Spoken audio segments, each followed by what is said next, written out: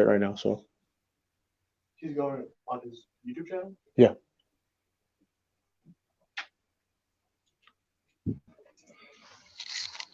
All right, YouTube is waking up. YouTube is waking up. What's up, YouTube? Here we go. Here we go.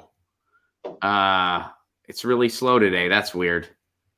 It is very slow. It's waking up. There it is. There it is. It's awake. It's awake. The internet did not let us down. We still have a free and open one.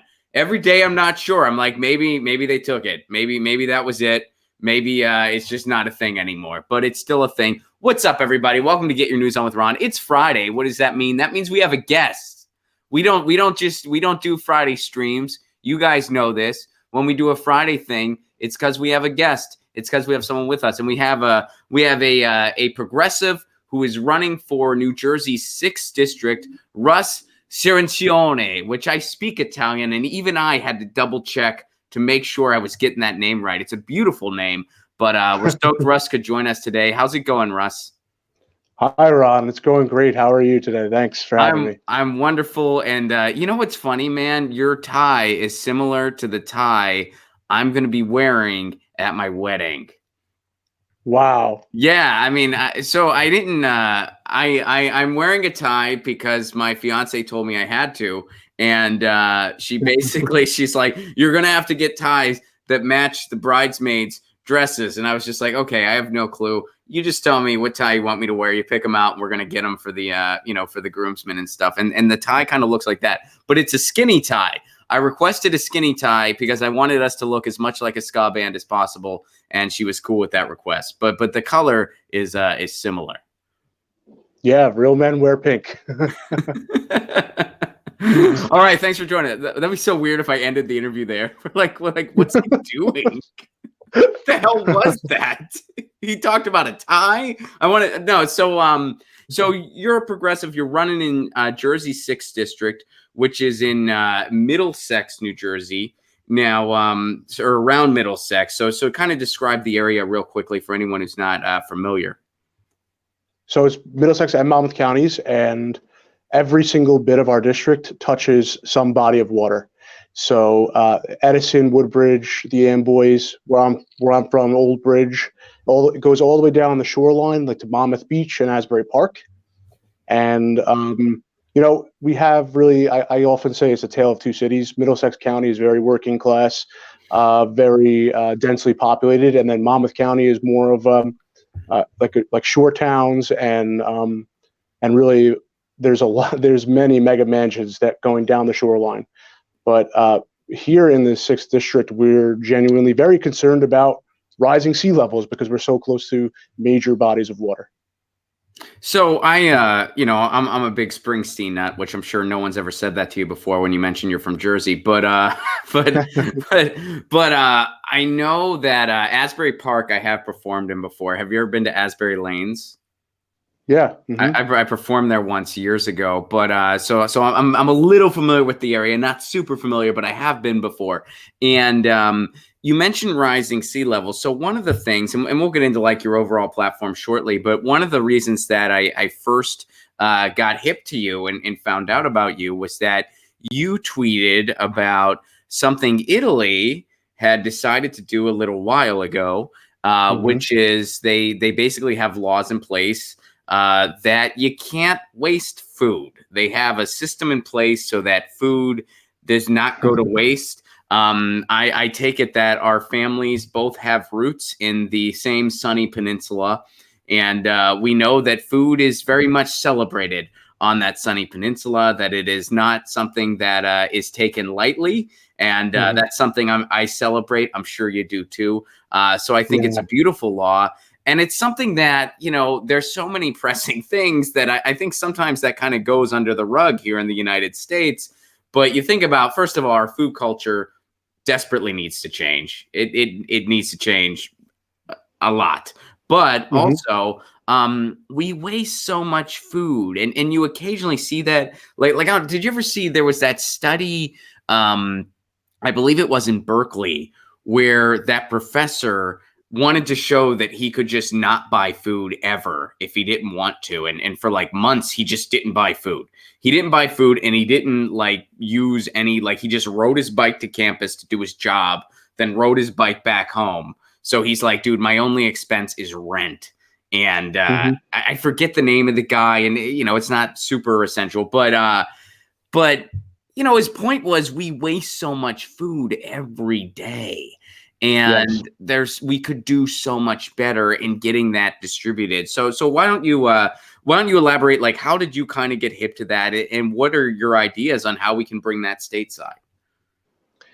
Well, you know, as an Italian American, we have great food. So why would we want to waste any of that great food that we're cooking? We want to share it with everyone. And in the United States, we throw out pretty much 40% of really good food that could feed someone who's hungry. So to me, almost half of our food is wasted. But meanwhile, we have about 25% of children in this country that are food insecure, which means they don't know where their next meal is coming from necessarily. So instead of wasting this thing that we all need, good food, we should be sharing it and growing the length of our tables, really, and bringing more people to the table to share it with. So for me, I'm really upset with the enormous waste, especially when we all have the same human needs. We should be requiring grocery stores to not throw out the food that could still be eaten by, you know, there's tons of people that go hungry every night, and that's unacceptable in a modern nation, in a wealthy nation. The problem really is that food is only treated as a commodity where it only has value if it's sold. And then if it's not sold, then it's just, okay, throw it in the trash. There's no penalty for that. So other countries actually impose penalties, but also help restaurants, grocery stores recycle essentially their food that's no longer good for the shelf to feed hungry mouths. And that's what the plan is about, to help grocery stores get this food to food banks throughout our county and throughout the nation. I mean, even in New Jersey, we have something ridiculous as school lunch debt. In parts of New Jersey, some of the schools keep tabs on what students aren't paying for their school lunch because they can't afford that. And instead of doing things like that, we can feed these children, we could feed the people here. And I think overall what it really communicates about our campaign is we're willing to look at areas that have been really disregarded by the establishment and create new policies that benefit everyone here to make our nation better as a whole. Well, you know what, and I feel, because I mentioned it in jest like a few minutes ago, but now I'm going to mention it in a more serious manner. Springsteen does every single show, and he's done this as long as I remember, and I think you know where I'm going with this. He always gives a shout out to the local food bank, whatever town he is in.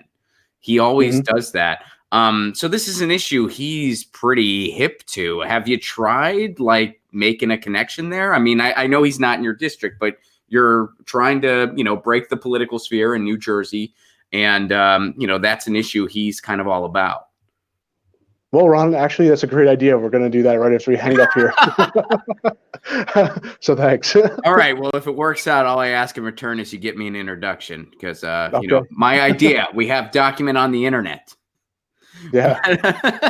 So, yeah, I mean, it's the fact that there is a poverty level at all in the United States is absolutely insane. And as you're hinting at, we have the structure in place. We have grocery stores. We have food banks. We have a lot of these institutions. Now, a lot of them are maybe not quite as served as they need to be. But so getting kind of specifically into the policy of it, like, would you see some kind of like a government appointed agency that handles the logistics for something like this? Or would you kind of put the requirement on the stores and restaurants themselves, or kind of how do you kind of see that unfolding? So that's a great idea. We should have an agency in different regions, a government agency in different regions that facilitates this. It makes it really easy for the private industry to to make the food available to everyone. You know, just because there's a shelf life with a certain date stamped on a can, or stamped on perishable goods, I guess, that food's still edible. And if it's overseen by a government agency, we can also have standards for it and make sure that everyone's meeting those standards. So I think that that's the best way to approach it.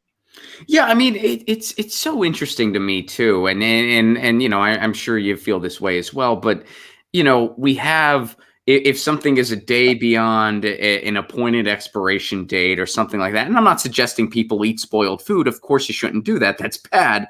But we are so strict when it comes to, okay, this food is this old, we can't serve it. This food is this old, we can't sell it.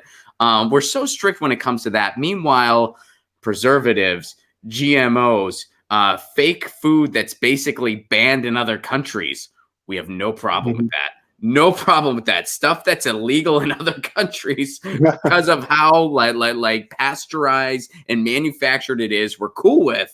But, oh, man, day after the expiration, we got to throw this away and waste it, even though it's still good food and could still, go to somebody and they could still eat it and the nutrition's still there. So, I think that's, one of the many things that when it comes to our food culture, we have backwards. Another thing I'd be curious, have you thought about how you could incorporate farms and stuff like that into something like this, where they could have an easier way to get some of their bounty that maybe they can't sell it at a farmer's market because it's a little disfigured or something like that, but it's still good food that could still be used? So I'm glad you brought that up. A lot of our food policy just does the disservice to the American people. Our farm bill actually subsidizes the crops of corn and cotton more than any other crops. And to me, we need a new food policy in the farm bill that will subsidize and help out organic farming, locally owned smaller shops, smaller farmers, instead of these multinational corporate conglomerates that are receiving the lion's share of all of our subsidies through the farm bill. It's about our federal policy has to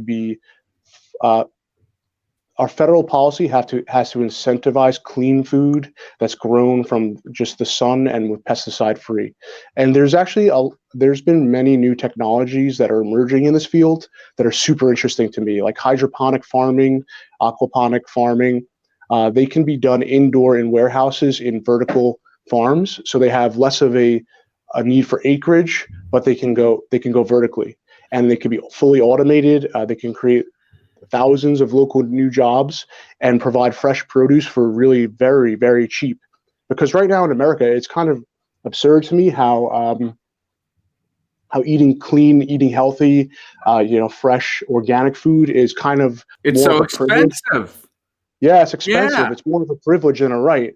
And these are basic necessities of humanity, just feeding the hungry. It can be done in this country. So we have to invest in these hydroponic vertical farms, have them community owned, and our food policy. That's the big thing. It's like, because I was just going to add that if you wouldn't have mentioned it, where it's like, well, the other big thing on what you're describing, it stays local.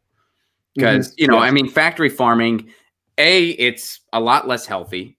Meat, vegetation, all the above. It's a lot less healthy. And B, it's a huge contributor to climate change.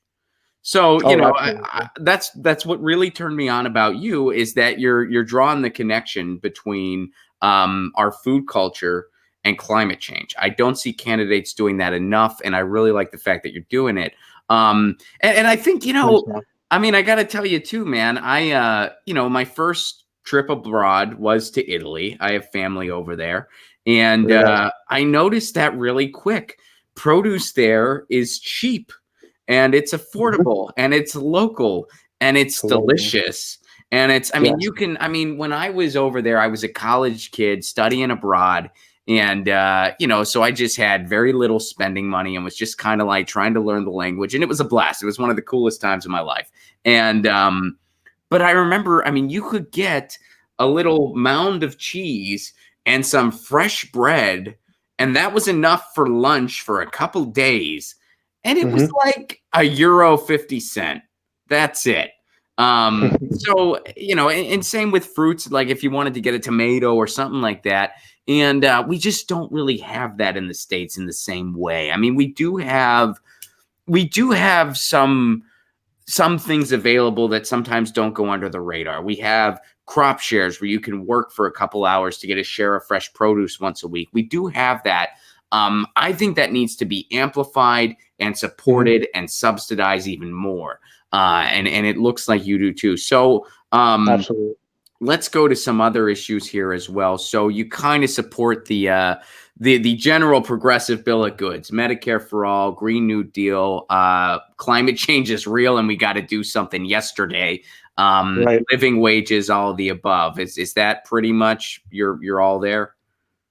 Oh, absolutely. Yeah. Most important to me and also our district here is the Green New Deal and doing what it takes to prevent further shoreline erosion, and further climate catastrophe. Going 100% renewable energy by 2030 is a specific policy goal that I'm demanding enacted from the federal level. And unfortunately, the current representative who represents this district, Frank Pallone, this week released a bill calling for carbon neutral by 2050. So it's So 20. So it's like you're Bernie and he's Biden, basically. Yeah, essentially. Like you're for the Bernie method, he's for the Biden method, where it's like, if less people are driving gasoline cars by like 2065, we'll be fine. I swear. Yeah, exactly. He's taking it like the approach that's put forth by the fossil fuel industry and by the major energy producers that use natural gas and oil in this country, because he's taken hundreds of thousands of dollars from PSE&G and all the fossil fuel companies in this nation, even the builders of the Keystone Pipeline.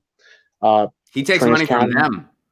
Yeah, Is this guy a Democrat or a Republican? I'm not familiar with him. He's a corporate Democrat. He's been there for 30 years. Wow, that's amazing. A Democrat. Wow. Well, I mean, it's not amazing. Yeah. We see this all the time, but wow. And he takes money from those entities. And his name's Frank Pallone. Is there a law in your district that only Italian Americans are allowed to run for office? Is that a thing, or is it just a coincidence? It's just a coincidence. There are, but really, the bill that he's putting forth also will publicly pay for. We will pay for repairing and restoring pipelines in this country over the next 30 years. And that's unacceptable in a shoreline district where the Green New Deal itself polls at 84% with Clinton voters from 2016. Mm-hmm. So that's a mandate, in my opinion, to support a Green New Deal. And, this is just the story of the incumbent's 30-year career in Congress. It's been a promise of a clean future, but I'm demanding a clean present, where we have switched to renewable energy now as soon as possible, stop building pipelines. And really, that's why I got into this, because in June of last year, a brand new fossil fuel pipeline carrying frack gas was proposed to go through my township and pass through, provide no benefit. We wouldn't even get the gas. It would go to New York City. And well, most of that stuff doesn't even stay domestic. I mean, it's probably going to New York City to be just pad the pockets of the CEOs that are going to ship it elsewhere. I mean, it's why like whenever people say like, oh yeah, I'm not for fracking, but in case we have an emergency, that's just a straight up lie at this point. Mm-hmm. That's just a straight up lie, because it's just like the oil CEOs that are padding their pockets and they're shipping this stuff elsewhere. And it's energy that when you look at the cost, the environmental cost and just the overall production cost, it's basically nothing. I mean, it is such a waste. There was never an actual in-depth study before people started fracking, because they just saw dollar signs in the short run and that's all they care about. Mm-hmm. And every scientific study since has basically in unison been like, this is not worth the cost. This is not worth the risk. It's insane that we're doing this. And I don't know how every scientist in the country doesn't just feel like they're screaming down a well, pun intended, every single day of the week. I mean, it's nuts, man. It really is. And we are both kind of privy to this stuff because, you know, I live in Southern California now, but I'm from Western Pennsylvania. I'm from Pittsburgh originally. So that's the home of the Marcellus Shale. So, you know, like we're all subject to this stuff. And that's, you know, part of the reason I got really into the anti-fracking movement was because I kind of saw what was going on in the area. And when I was in grad school, I did a media ecology on what was really going on with fracking and how they weren't telling us the environmental violations that were occurring daily, how they weren't telling us the real risk of this stuff, how they were really just giving people pennies to the dollar for their land, and they were exploiting their land, driving down the value of it. And also, of course, the environmental risks. I mean, it's the fact that it's even happening is mind blowing. That's why it's like, yeah, we can't just, oh, we'll fix stuff and then it's fine. No. We have to get off of this completely. It's time. Yeah. It's time. Solar, wind. It's time. It's been time. We're way behind schedule. Yeah, it's kind of like hypocritical, right? Because our government protects us from products that are dangerous, right? So you can't sell a cell phone that will explode if you charge it. But then in the face of like oil, our government completely disregards the damaging effects of pollution that's caused by oil. Oil is a product that only kills the surrounding areas. It pollutes our environment. Honestly, there's been reports that pollution decreases our brain capacity and our capacity for critical thinking, causes lung cancer in the surrounding areas. So our government has a duty to protect us from dangerous products like oil. And it's been used in the past. Okay, for the future, we have to really demand that our government does what it's supposed to do, protect our rights to pursue happiness, and our rights to a healthy environment have to be really held to the highest standards, right? So that's really what it's about, cleaning up the world that we live in. And I always ask people to just imagine if we stop using fossil fuels, we can have like fresh, crisp mountain air in our cities. You know, we could get rid of the smog. We can get rid of the pollution here. It's also about cleaning up the water. And it's also really about an economic stimulus package, which will create millions of jobs, lift people out of poverty, put 20 million people to work. Like this is the greatest crisis of our time, the climate crisis, but it's also the greatest opportunity of our time. I like that. Really, yeah, I like that a lot. That's why when people were like, why is the Green New Deal talking about jobs and why is it mentioning racism? And it's like, how do you not see the connections here? How do you not see the connection between environmental racism and a Green New Deal, between jobs and a Green New Deal, between infrastructure and a Green New Deal? How do you not see those connections? They're right there. And the best thing to do is grab them and run with them. Yeah, it's about new ideas, being willing to be bold and do what it takes to get us out of this. And you know, the representative has been actively blocking the Green New Deal, any discussions on it, because he chairs the Energy and Commerce Committee. So he's probably the second or third most powerful House Democrat, and he's been blocking the Green New Deal. He's proposing his own middle ground, non-half measures that really have put a death sentence on our planet. So how long has he been in office? How long has that guy been in office? When I was 2 years old, he was first elected. Oh, geez. Okay. So all right. So he's been around a minute. So 30 years. Yeah. All right. So what's the anatomy of the district looking like? I mean, I'm sure you guys are out there knocking on doors. Are people kind of getting fatigued by him, or are people kind of locked into him? If it's a tie, do you guys have to play a game of bocce and the winner gets the job? How does that work? So if whoever wins the primary is pretty much going to get elected. So, but really when we're knocking on doors, we're talking about our vision for America, for the future. That includes everyone, that creates the highest standard of living America's ever seen. And that's what we're focusing on, our policy platform positions and how we can improve working Americans' lives. Because there are tons of things that we can do, that we have to do for the future to make sure that everybody has, you know, revitalize the American dream, and opportunity for everyone is our core campaign message. Mm-hmm. So how have you been received so far in the community? I mean, is something building? Is something like, you know, how are you feeling? I'm feeling very, very good. All right. We have over we have over 25 volunteers that have been active at least one day a week. We knocked on doors last night. We've been knocking on doors. We're blessed with warm weather today, so we're going to probably hit another 100, 200 doors tonight. Nice. And honestly, everyone that we speak to gets on board with the platform because there's something for everybody. Yeah, I mean, that's kind of like, I was like, are people kind of hungry for something new? Like, because I feel like around the country, people really are. Exactly, yeah. I mean, most people are at the outset like, oh, he's been there for 30 years. Maybe it's time for something new. Also, most people believe that the climate crisis is very threatening to our shoreline district here. Yeah. We have a huge tourism industry at the Jersey Shore that is at stake. We have, I mean, everything that we love is on the line in this next election. Our homes, our families. Yeah.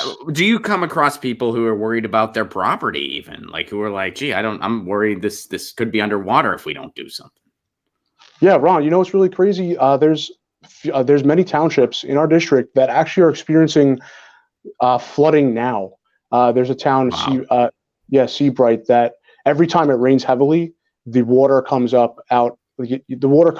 from the canal pretty much and comes into their driveways, their streets, and floods them. So we're experiencing it now. There are homes that are literally 10, 15 feet away from the Atlantic Ocean. Like, there are homes that are that close to major bodies of water. And we're already feeling the effects. People are still not in their homes from Hurricane Sandy, believe it or not. And wow. So, New Jersey really is. I thought Chris Christie fixed everything for everybody and had a. No, he bungled that. I thought he was the hero. Yeah, no, he's definitely the villain. I thought everybody loved him so much, and he did such a great job. They were like, "Take the beach and have it to yourself for a holiday, Chris." That's not how it went down. Yeah, he took the entire beach to himself. Oh, he did that. It wasn't gifted to him. People made him. He closed the beach for everyone, and then he and his family were on the beach that very day. Oh yeah, no, I know. Those photos were epic. Those photos were epic. Yeah. But all right, so where can people learn more about you? Where can they, if they want to get involved, if they're in your district, where can they go to learn more about you and to help the cause? Our website, russforus2020.com. That's a great place to go and volunteer. There's a volunteer sign-up form. Learn more about our policies. We have some really signature policies that I don't think many candidates are talking about. We have also our Twitter and Facebook are the same, Russ4Us2020, and it's RUSSFORUS2020. Awesome. So here in the chat, we got M. Kip. Thank you very much for your super chat contribution. Hi, guys. Love you, Ron. Thank you very much, M. Just donated again to Bernie today, and it looks like I have another person to donate to right here. Thank you very much for that, M. And the website to do that is Russ4Us2020.com. Not the number 4, the FOR4, Russ4Us2020.com. Russ, thanks so much for hopping on the show. I wish you all the luck in the world. I think you got a great platform and some great ideas, and I really hope I really wish you all the best, and I wish you a victory. And if there's anything I can do to help out, don't hesitate to let me know. Thank you so much, man. I appreciate it very much. What's your favorite Italian dessert? Wow. Tiramisu is pretty good. All right. So the correct answer is cannoli, but you know what? I still wish you all the best. Cannoli. You got to get something wrong, Russ. You got that one wrong. No, I love them. I love. Usually, if it's my fiance, we'll go tiramisu because that's her favorite. But I'm, tiramisu is amazing. But I got to give the gold star to just a solid, perfect cannoli. Yeah, you're right. I think you're right. All right, buddy. Anything I can do to help out, let me know. Thanks so much for doing the show, and everybody, thank you for tuning in. It is Russ for Us, Russ4Us, FORUS2020.com. Cheers, buddy. Have a great weekend, and best luck out there. Man. Cheers. Thank you, man. Take care.